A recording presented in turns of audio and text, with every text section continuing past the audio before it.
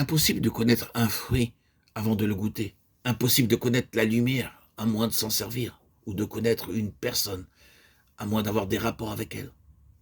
Impossible aussi de connaître le Saint-Esprit à moins de le posséder, d'être possédé par lui.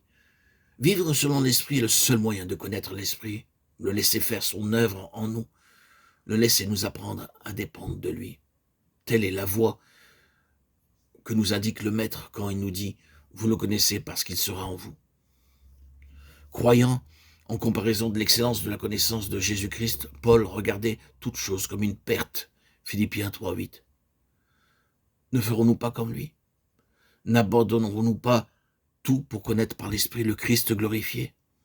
Oh, pensons-y sérieusement. Le Père a envoyé l'Esprit pour nous faire participer à la gloire du Christ glorifié. Ne renoncerons-nous pas à nous-mêmes pour le recevoir en nous, pour qu'il nous possède tout entier, pour apprendre à connaître celui qui nous fait seul connaître le Fils et le Père?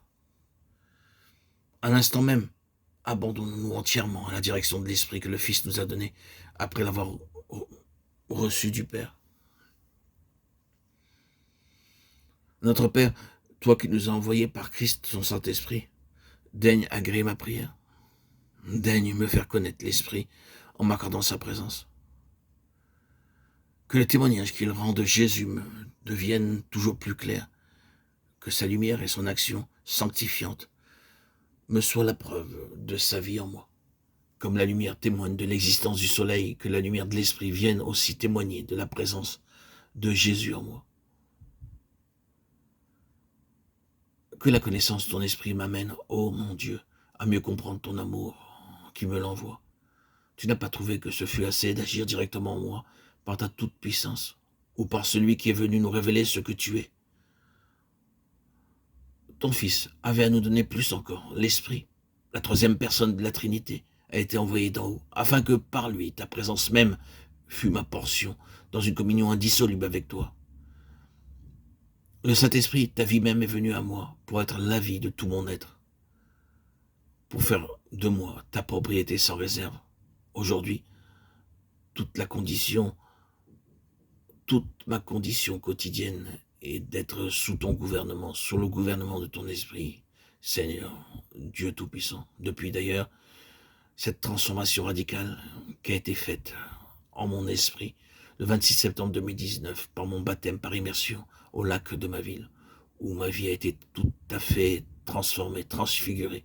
Moi qui ai souffert plus de 37 ans depuis ma préadolescence de ma bipolarité et qui, en sortant des eaux baptismales, a été guéri de cette lèpre, de cette maladie invisible, de cette maladie.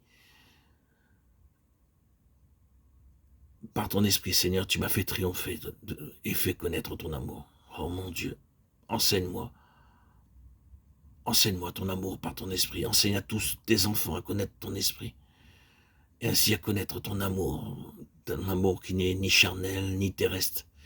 Ton amour, l'amour de Dieu, l'amour divin. Enseigne-nous par ton esprit à le connaître non seulement en admettant qu'il vient à nous, non seulement en constatant quelque chose de son action, mais à le connaître lui-même. À voir, lui, cette troisième personne de la Trinité, voir en lui celui qui révèle et qui glorifie le Fils, et par le Fils toi-même. Oh mon Père, viens Esprit de vérité, viens Esprit de vie, viens m'éclairer. Enseigne à mes frères et à mes sœurs ici qui m'entendent la connaissance du Saint-Esprit.